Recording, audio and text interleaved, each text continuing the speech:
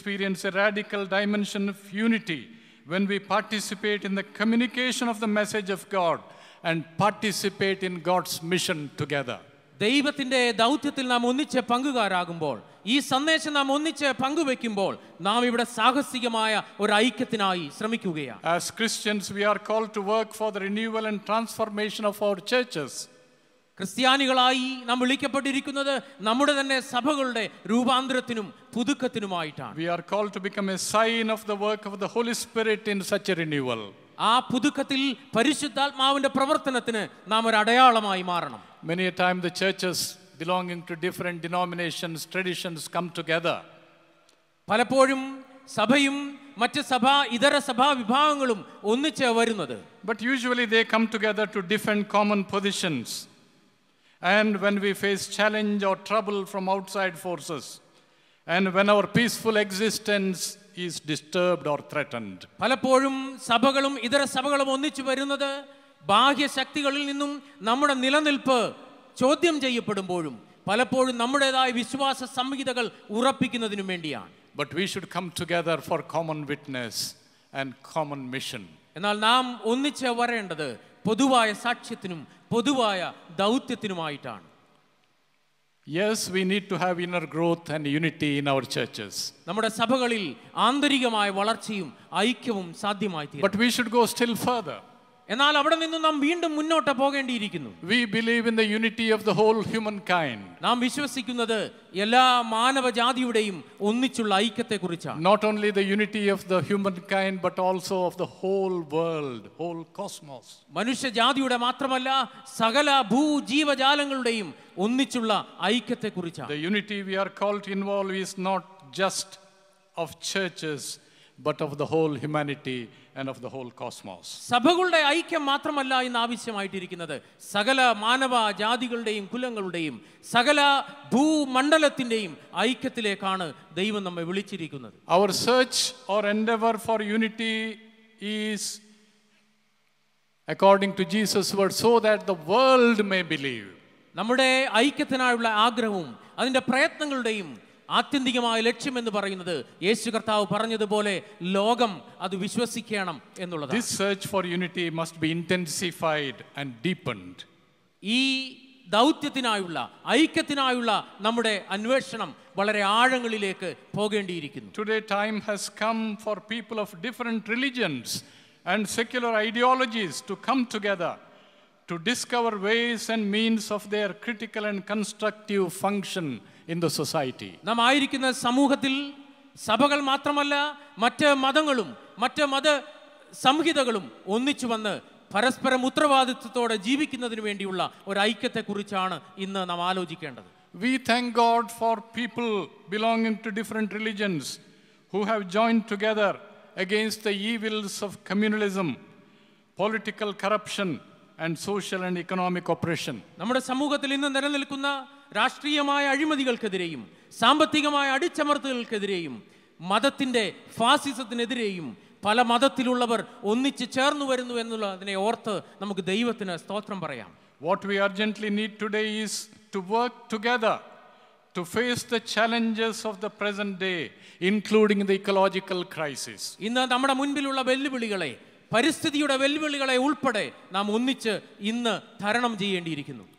While doing this, we should guard against the danger of religious fanaticism and religious indifference. ഇത് ചെയ്യുമ്പോൾ മതങ്ങൾ തമ്മിലുള്ള സ്പർദ്ധയും മതങ്ങളുടെ ഫാസിസത്തെയും കുറിച്ച് നാം വളരെ ശ്രദ്ധയുള്ളവരാകണം. We agree that God's grace has never been absent from the humankind. നമ്മൾ മനസ്സിലാക്കേണ്ട കാര്യം ദൈവത്തിന്റെ കൃപ ഒരിക്കലും മാനവജാതിയിൽ നിന്നും മാറി നിന്നിട്ടില്ല. God is the God of the whole universe. ഈ ലോകത്തിന്റെ മുഴുവൻ ദൈവമാണ്. And Jesus is the savior of the whole world. ഈ ലോകത്തിന്റെ മുഴുവൻ രക്ഷകനാണ് യേശു കർത്താവ്. The world has become very small. ലോകം വളരെ ചെറുതായിരിക്കുന്നു. God so loved the world. ദൈവം ഈ ലോകത്തെ സ്നേഹിച്ചു. World, you see, it's a word which is very difficult to understand in John's gospel. ലോകം എന്നുള്ളതായ വാക്ക് യോഹന്നാന്റെ സുവിശേഷത്തിൽ ഉപയോഗിച്ചിരിക്കുന്നത് മനസ്സിലാക്കാൻ അത്ര എളുപ്പമുള്ള വാക്കല്ല. You see, during the time of this writing, there were a group of people called Gnostics, Jnanavadi. ജ്ഞാനവാദികൾ എന്നറിയപ്പെട്ടിരുന്ന ഒരു കൂട്ടം ആളുകൾ യോഹന്നാന്റെ സുവിശേഷം എഴുതുമ്പോൾ നിലനിന്നിരുന്നു. They said the whole world and God can be divided in two parts. God is spirit, and the world, the created world, is matter, jada. അവർ പഠിപ്പിച്ചിരുന്ന കാര്യം ലോകവും ദൈവവും രണ്ടാണ്. ദൈവം ആത്മാവാകുന്നു, ലോകം മറ്റൊന്നാണ്. And the spirit cannot have any contact with the matter, according to them. അവരെ സംബന്ധിച്ചിടത്തോളം ആത്മാവിന് ഭൗതികമായി ഒരു ബന്ധവും സാധ്യമല്ല. But the good news is that the word became flesh, the human being, and dwelt among us. എന്നാൽ അവരുടെ ഇടയിലേക്ക് വന്ന സുവിശേഷം എന്ന് പറയുന്നത് വചനം ജഡമായി അവരുടെ ഇടയിൽ പാർത്തു എന്നുള്ളതാണ്. And here John 3:16 says, God so loved the world that he gave his only begotten son, that whosoever believeth in him should not perish but have eternal life. യോഹന്നാൻ സുവിശേഷം 3-ാം വാക്യത്തിൽ നമ്മൾ വായിക്കുന്നത്, തന്റെ ഏകജാതനായ പുത്രനിൽ വിശ്വസിക്കുവാൻ തക്കവണ്ണം ദൈവം ഈ ലോകത്തിലേക്ക് തന്റെ പുത്രനെ അയച്ച് ഈ ലോകത്തെ സ്നേഹിച്ചു എന്നാണ്. God loved the world which was rebellion against him, which was drifted away from him. ദൈവത്തോട് നിരന്തരം മത്സരിച്ചിരുന്ന ഒരു ലോകം, ദൈവത്തിൽ നിന്ന് അകന്നുപോയ ഒരു ലോകത്തെ രക്ഷിപ്പാനായി ദൈവം ലോകത്തെ സ്നേഹിച്ചു. The unity of the church is for the unity of the whole humankind. സഭയുടെ ഐക്യം എന്ന് പറയുന്നത് സകല ചരാചരങ്ങൾക്കുമുള്ള ഐക്യമാണ്. It is for the renewal and transformation of the humanity of the whole world. ഈ ലോകത്തിലുള്ള എല്ലാ മാനവജാതിയുടെയും പുതുക്കവും രൂപാന്തരവുമാണത്. But unity and wholeness have to be understood in all dimensions. ഐക്യവും സമഗ്രതയും നാം പല തലങ്ങളിൽ മനസ്സിലാക്കേണ്ടിയിരിക്കുന്നു. The objective of mission and unity is not just conversion and unity of few individuals. ചില വ്യക്തികളുടെ മാനസാന്തരവും ഐക്യവും അല്ല ഈ ദൗത്യത്തിന്റെ പ്രധാന ലക്ഷ്യം. The corporate life of the people has to be transformed. മനുഷ്യർ ഒന്നിച്ച് ജീവിക്കുന്ന സാമൂഹിക അവസ്ഥയ്ക്ക് മാനസാന്തരം വരണം. People are called to be transformed and united through obedience to what Jesus had taught. യേശു കർത്താവ് നമ്മെ പഠിപ്പിച്ചതായ വചനത്തിന് അനുസരണമുള്ളവരായി നാം മാനസാന്തരത്തിന്റെ അനുഭവത്തിലേക്ക് വരേണ്ടിയിരിക്കുന്നു. In Matthew 25:40, Jesus says, whatsoever you do to the least of my brothers and sisters, I add that you do unto me. മത്തായിയുടെ സുവിശേഷം 25-ാം 40-ാമത്തെ വാക്യത്തിൽ യേശു കർത്താവ് ഇപ്രകാരം പറയുന്നു, ഈ എൻ്റെ ചെറിയവരിൽ ഒരുത്തന് നിങ്ങൾ ചെയ്തതെല്ലാം നിങ്ങൾ എനിക്ക് ചെയ്തിരിക്കുന്നു.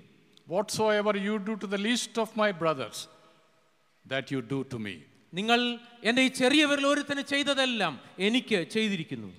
In Mark 16:7, if you turn that, Mark 16:7, the women who had gone to the tomb were told to go to the disciples and Peter and say to them, he is going ahead of you into Galilee. There you will see him as he told you. നാം ഇപ്രകാരം വായിക്കുന്നു, നിങ്ങൾ പോയി അവന്റെ ശിഷ്യന്മാരോടും പത്രോസിനോടും അവൻ നിങ്ങൾക്ക് മുൻപേ ഗലീലയ്ക്ക് പോകുന്നു എന്ന് പറവീൻ. അവൻ നിങ്ങളോട് പറഞ്ഞതുപോലെ അവിടെ അവനെ കാണും എന്ന് പറവീൻ എന്ന് പറഞ്ഞു. The risen Christ is going to Galilee. It's a symbolic of his continuing the ministry which he had begun in Galilee.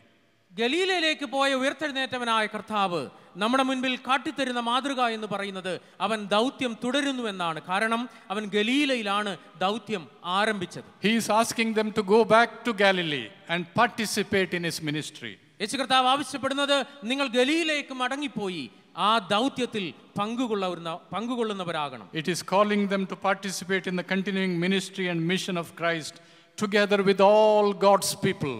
ദൈവജനം ഒന്നിച്ച് കർത്താവ് ഭരമേൽപ്പിച്ചിരിക്കുന്ന ദൗത്യം തുടരുന്നതിനായി യേശു കർത്താവ് ശിഷ്യന്മാരെ അയക്കുകയാണ്. To work with the outcasts, the marginalized, the people who were in the margins, in the periphery. തള്ളപ്പെട്ടവർക്ക് വേണ്ടി, ദരിദ്രരായവർക്ക് വേണ്ടി ശുശ്രൂഷകൾ ചെയ്യാൻ, ദൗത്യം നിർവഹിപ്പാൻ യേശു കർത്താവ് വിളിക്കുന്നു. It is ecumenism, unity with such people. ഇത് അങ്ങനെയുള്ള ആളുകളുമായിട്ടുള്ള ഐക്യമാണ് കാണിക്കുന്നത്. It is unity in day-to-day life in the society. നമ്മുടെ സമൂഹത്തിലുള്ള ദൈനംദിന ജീവിതത്തിലെ ഐക്യമാണ് അത് നമ്മെ പഠിപ്പിക്കുന്നത്. And the best pattern for this ministry is the life of Jesus itself.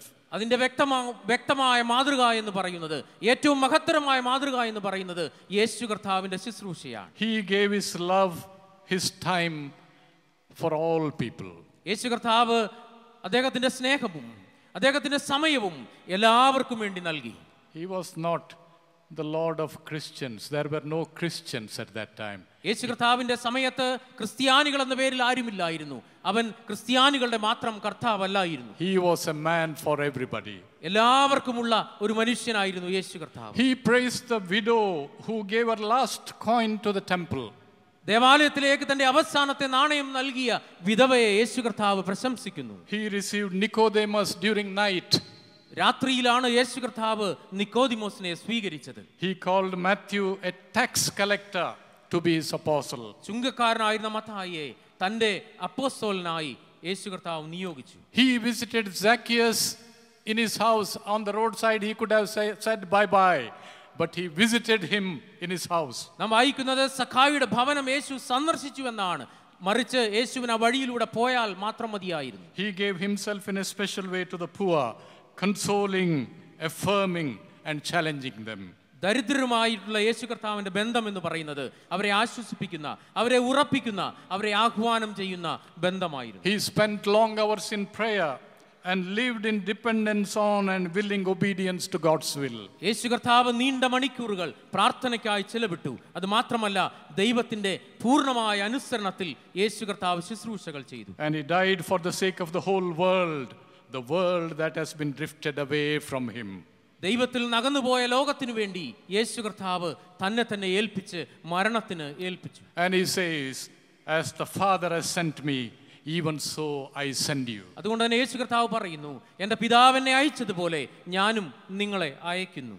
Yes, the local congregation is the training ground where we practice the basic principles of mutual acceptance and mutual sharing. പരസ്പരമുള്ള അംഗീകരിക്കലിന്റെയും പരസ്പരമുള്ള പങ്കുവെക്കലിന്റെയും അടിസ്ഥാന പാഠങ്ങൾ നമ്മെ പഠിപ്പിക്കുന്ന സ്ഥലം എന്ന് പറയുന്നത് പ്രാദേശിക സഭകളാണ്. Our churches and the village, town, city is our Galilee today. ഇന്ന് നമ്മുടെ ഗലീല എന്ന് പറയുന്നത് നമ്മുടെ തന്നെ പ്രാദേശിക ഇടവകയും അതിനോട് ചേർന്ന ഗ്രാമങ്ങളുമാണ്. And in accepting one another and sharing with one another, we extend the unity to others, to all humankind. മറ്റുള്ളവരെ പരസ്പരം സ്വീകരിക്കുന്നതിലൂടെയും അവരെ അംഗീകരിക്കുന്നതിലൂടെയും നാം അവരുമായി പങ്കുവയ്ക്കുന്നത് ഈ സകല പ്രപഞ്ചത്തിലുള്ള സകല ചരാചരങ്ങളുമായുള്ള ഈ വലിയ ഐക്യത്തെയാണ്. And this we can do irrespective of the church we belong, caste or creed. നാം ഏത് സഭയിലോ ജാതിയിലോ വിശ്വാസ സംഹിതയിലോ ആയിരിക്കുന്നു എന്നുള്ളതിനപ്പുറമായി ഈ ശുശ്രൂഷകൾ നമുക്ക് ചെയ്യാനായി സാധിക്കും. And we are also called to care for our mother earth and maintain the integrity of all creation. ഈ ലോകത്തെ പരിപാലിക്കാനായി, നമ്മുടെ അമ്മയായി പ്രപഞ്ചത്തെ പരിപാലിക്കാനായും ദൈവം നമ്മെ വിളിച്ചിരിക്കുകയാണ്. Yes, we are called for mission. നാം ദൗത്യത്തിനായി വിളിക്കപ്പെട്ടവരാണ്. We have a message to communicate. നമുക്കൊരു സന്ദേശമുണ്ട് പങ്കുവയ്ക്കുവാൻ. We should show signs of inner growth and unity. നമ്മൾ ആന്തരികമായ വളർച്ചയും ഐക്യത്തിന്റെയും അടയാളങ്ങൾ ഈ ലോകത്തിൽ അടയാളപ്പെടുത്തണം. We also believe and aspire for the unity of the whole humankind and whole cosmos. ഈ സകല ലോകത്തിന്റെയും ചരാചരങ്ങളുടെയും മാനവജാതിയുടെയും ഐക്യത്തെയാണ് നമ്മൾ പ്രസംഗിക്കുകയും പങ്കുവയ്ക്കുകയും ചെയ്യുന്നത്. We also practice unity in all dimensions. നാം പ്രായോഗിക തലത്തിൽ ചെയ്യുന്ന ഐക്യം എന്ന് പറയുന്നത് എല്ലാ തലങ്ങളിലേക്കും ഇറങ്ങിച്ചെല്ലുന്ന ഐക്യമാണ്. But at the same time we should also see a close link between unity and diversity. എന്നാൽ നാം അടിസ്ഥാനപരമായി മനസ്സിലാക്കേണ്ട ഒരു കാര്യം വൈവിധ്യത്തിലുള്ള ഏകത്വം, ഐക്യം എന്നുള്ളതാണ്. Yes, we belong to different churches and church denominations and traditions. നമുക്കെല്ലാം അറിയുന്നത് പോലെ നാം പലരും പല സഭാ വിഭാഗങ്ങളിൽ ഉൾപ്പെടുന്നവരായിരിക്കാം. Wherever we are called people of God. എവിടെയായിരുന്നാലും നാം വിളിക്കപ്പെടുന്നത് ദൈവജനം എന്നാണ്. We are people of God called to be on the road to unity and wholeness. സമഗ്രതയിലേക്കും ഐക്യത്തിലേക്കും വളരുന്ന പാതയിലേക്കാണ് ദൈവം നമ്മെ വിളിച്ചിരിക്കുന്നത്. However, the oneness or unity of the church is not to be understood as monolithic uniformity. എന്നാൽ ഈ ഐക്യവും സഭകളുടെ സമഗ്രതയും മനസ്സിലാക്കേണ്ടത് ഏകരൂപതയിലല്ല. Our oneness preserves a richness of diversity. നമ്മുടെ ഐക്യം സംരക്ഷിക്കുന്നത് നമ്മളിലെല്ലാം ഉണ്ടായിരിക്കുന്ന വിവിധ വൈവിധ്യങ്ങളെയാണ്. You are special. നിങ്ങൾ വളരെ പ്രത്യേകതകളുള്ളവരാണ്. Each one is special. ഓരോരുത്തരും വളരെ പ്രത്യേകതകളുള്ളവരാണ്. Each church is special. ഓരോ സഭയും വളരെ പ്രത്യേകതയുള്ള And സഭയാണ്. we praise God. നാം ദൈവത്തെ സ്തുതിക്കുന്നു. We praise God and celebrate our unity in diversity. അതുകൊണ്ട് തന്നെ നമ്മുടെ വൈവിധ്യത്തിലുള്ള ഈ ഐക്യത്തിനായി നാം ദൈവത്തിന് സ്തോത്രം. I said we thank God and praise God for our diversity. ഞാൻ പറഞ്ഞത് നമ്മുടെ വൈവിധ്യങ്ങൾക്കായി നാം ദൈവത്തെ സ്തുതിക്കുകയും നന്ദി പറയുകയും ചെയ്യും. At the same time, we don't rejoice in our disunity. എന്നാൽ അതിന്റെ നടുവിലുള്ള അനൈക്യത്തിൽ നമ്മൾ സന്തോഷിക്കുന്നില്ല. We don't rejoice in our divisions. നമ്മുടെ വിഭജനങ്ങളിൽ നമ്മൾ സന്തോഷിക്കുന്നില്ല. But we rejoice in our diversity. എന്നാൽ നമ്മൾ സന്തോഷിക്കുന്നത് നമ്മുടെ വൈവിധ്യങ്ങളിലാണ്. And we celebrate it. അത് നമ്മൾ ആഘോഷിക്കുകയും And we praise God to it. നാം ദൈവത്തിന് അതിന് നന്ദി പറയുകയും We thank God for the rich traditions in worship. നമ്മുടെ ആരാധനയിലുള്ള വിവിധങ്ങളായ പാരമ്പര്യങ്ങൾക്കായി നമുക്ക് ദൈവത്തിന് സ്തുതി പറയാം. For the rich traditions of spirituality. ആത്മീയതയിലുള്ള വിവിധ പാരമ്പര്യങ്ങൾക്കായി നമുക്ക് ദൈവത്തിന് നന്ദി പറയാം. Rich traditions of celebrations. ആഘോഷങ്ങളിലുള്ള നമ്മുടെ വൈവിധ്യങ്ങൾക്കായി Rich traditions of church ministries. സഭാ ശുശ്രൂഷയിലുള്ള വിവിധ പാരമ്പര്യങ്ങൾക്കായി നമുക്ക് ദൈവത്തിന് നന്ദി പറയാം. We also praise God for different kinds of administrative system. ഭരണതലത്തിലുള്ള വ്യത്യസ്തങ്ങളായ തലങ്ങളെ ഓർത്തും നാം ദൈവത്തിന് നന്ദി പറയും. We preserve the diversity and rich church traditions within our organic oneness of different traditions. നമ്മുടെ വിവിധ സഭകൾ തമ്മിലുള്ള ഈ ഐക്യത്തിൽ നമ്മുടെ വൈവിധ്യങ്ങളെ നമ്മൾ സംരക്ഷിക്കുന്നവരായി തീരണം. But the challenge before us is, നമ്മുടെ മുൻപിലുള്ള വെല്ലുവിളി എന്ന് പറയുന്നത്, I will put it in 4 simple terms, very simple terms, very easy to remember. 4 വാക്കുകളിൽ ഞാൻ അത് പറയാൻ ആഗ്രഹിക്കുകയാണ്. Accept one another as we are. നാം നമ്മെ സ്വീകരിക്കുന്നത് പോലെ മറ്റുള്ളവരെയും സ്വീകരിക്കുക. Listen to one another. മറ്റുള്ളവരെ ശ്രദ്ധിക്കുക. Learn from one another. മറ്റുള്ളവരിൽ നിന്നും പഠിക്കുക. Challenge one another. മറ്റുള്ളവർക്ക് ആഹ്വാനങ്ങൾ നൽകുക. 4 things. 4 കാര്യങ്ങൾ. Accept one another as you are. നാം ആയിരിക്കുന്നത് പോലെ മറ്റുള്ളവരെ സ്വീകരിക്കുക. Listen to one another. മറ്റുള്ളവരെ ശ്രദ്ധിക്കുക. Learn from one another. മറ്റുള്ളവരിൽ നിന്നും പഠിക്കുക. Challenge one another. മറ്റുള്ളവർക്ക് ആഹ്വാനങ്ങൾ നൽകുക. Unity and diversity belong to the very nature of the church as a fellowship of the body of Christ. കർത്താവിന്റെ ശരീരത്തിലുള്ള കൂട്ടായ്മയായ ഈ ഐക്യത്തിന്റെ വളരെ പ്രധാനപ്പെട്ട ഘടകമാണ് വൈവിധ്യത്തിലുള്ള ഐക്യം എന്നുള്ളത്. Unity can never be equated with uniformity. ഐക്യത്തെ ഒരിക്കലും ഏകരൂപകതയായി നമുക്ക് താരതമ്യം ചെയ്യാൻ കഴിയുകയില്ല. Today the mainline churches are called to be humble enough to accommodate people with different approaches to spirituality and religious experience within the fellowship of the church. ഇന്ന് നമ്മുടെ ഇടയിലുള്ള പ്രമുഖ സഭകളെല്ലാം തന്നെ മറ്റുള്ളവരിൽ നിന്ന് നമുക്ക് ലഭിക്കുന്നതായ ആത്മീയതകളെക്കുറിച്ചും, We all agree that there are different ways of following Christ and varieties of styles in discipleship. നാം എല്ലാവരും ഒരുമിച്ച് സമ്മതിക്കുന്ന ഒരു കാര്യമുണ്ട്. കർത്താവിനെ സേവിക്കുവാൻ, അനുഗമിക്കുവാൻ വിവിധ വഴികളുണ്ട്. ശിഷ്യത്വത്തിന് വിവിധ മാനങ്ങളുണ്ട്, ശൈലികളുണ്ട്. But finally, അവസാനമായി the final act of unity must come from above. ഐക്യത്തിന്റെ അവസാന ഘടകം വരേണ്ടത് ഉയരത്തിൽ നിന്നാണ്. It can only come through the cross of Christ. അത് വരുന്നത് യേശു കർത്താവിന്റെ ക്രൂശിലൂടെയാണ്. Our resources and endeavors are not adequate enough to make unity a reality. ഐക്യം ഒരു യാഥാർത്ഥ്യമാക്കി തീർക്കുവാൻ നമ്മളിൽ മാത്രമുള്ള വിഭവങ്ങൾ ഒരിക്കലും പര്യാപ്തമല്ല. It's only when we realize that we are helpless before the grace of God, unity becomes a fact. നാം ദൈവത്തിന്റെ കൃപയുടെ മുൻപിൽ നമ്മളെല്ലാവരും അശക്തരാണെന്ന് സമ്മതിക്കുമ്പോഴാണ് ഐക്യം ഒരു യാഥാർത്ഥ്യമായി തീരുന്നത്. We can never solve the tangled problems of disunity in the church. ഒരുപക്ഷേ നമ്മുടെ ഇടയിലുള്ള സഭാവിഭജനത്തിന്റെ അനൈക്യത്തിന്റെ പ്രശ്നങ്ങളെ നമ്മൾ തന്നെ പരിഹരിക്കുവാൻ നമുക്ക് കഴിയുകയില്ല. But it is our vision, it is our hope. എന്നാൽ ഇത് നമ്മുടെ പ്രത്യാശയാണ്, ഇത് നമ്മുടെ ദർശനമാണ്. We are weak, but he who has called us is strong to bring together all of us into one people. This is our faith and hope. നാം നമ്മിൽ തന്നെ ബലഹീനരാണ്, അശക്തരാണ്. എന്നാൽ നമ്മെ വിളിച്ചവനായ ദൈവം ശക്തനാണ്. മറ്റുള്ളവരെ നമ്മിലേക്ക് ഒന്നിച്ചു കൊണ്ടുവരുവാൻ നമ്മുടെ വലിയ പ്രത്യാശയായ, നമ്മുടെ വലിയ ദർശനമായ ഈ ദൗത്യം സാധ്യമാക്കുവാൻ നമ്മുടെ കർത്താവ് ശക്തനാണ്. I close my message with a quote, with a quotation. ഞാൻ എൻ്റെ സന്ദേശം ഇവിടെ അവസാനിപ്പിക്കുന്നത് ഒരു വാചകത്തിലൂടെയാണ്. Christians must bring their hearts, minds and wills to the altar of God. ക്രിസ്ത്യാനികൾ തങ്ങളുടെ ഹൃദയങ്ങളെ, മനസ്സുകളെ, ആഗ്രഹങ്ങളെ ദൈവത്തിൻ്റെ യാഗപീഠത്തിലേക്ക് കൊണ്ടുവരണം. But while doing this, they should know that from worship comes wisdom. അത് ചെയ്യുമ്പോൾ നമ്മൾ മനസ്സിലാക്കേണ്ടത് വിവേകം വരുന്നത് ആരാധനയിലൂടെയാണ്. From prayer comes strength. ശക്തി വരുന്നത് പ്രാർത്ഥനയിലൂടെയാണ്. And from fellowship comes endurance. കൂട്ടായ്മ വരുന്നത് സഹിഷ്ണുതയിലൂടെയാണ്. Christians must bring their hearts, minds and wills to the altar of God. ക്രിസ്ത്യാനികൾ തങ്ങളുടെ ഹൃദയങ്ങളെയും മനസ്സുകളെയും ആഗ്രഹങ്ങളെയും ദൈവത്തിന്റെ യാഗപീഠത്തിലേക്ക് കൊണ്ടുവരണം. While doing this, they should know that from worship comes wisdom. ഇത് ചെയ്യുമ്പോൾ നാം മനസ്സിലാക്കേണ്ടത് വിവേകം വരുന്നത് ആരാധനയിലൂടെയാണ്. From prayer comes strength. പ്രാർത്ഥനയിലൂടെയാണ് ശക്തി ലഭിക്കുന്നത്. From fellowship comes endurance. കൂട്ടായ്മ വരുന്നത് സഹിഷ്ണുതയിലൂടെയാണ്. What all of us need is not mere ideology, but the mind of Christ, our Lord. നമുക്കെല്ലാവർക്കും ഇന്ന് ആവശ്യമായിരിക്കുന്നത് തത്വസംഹിതകളല്ല, മറിച്ച് കർത്താവിന്റെ ഭാവമാണ്. May God's name be praised through our unity for mission. Amen. ഈ ദൗത്യത്തിനായുള്ള നമ്മുടെ ഐക്യത്തിനായി നമുക്കെല്ലാവർക്കും ദൈവത്തിന് സ്തോത്രം പറയാം. ദൈവം നമ്മെ അനുഗ്രഹിക്കട്ടെ. ആമേൻ.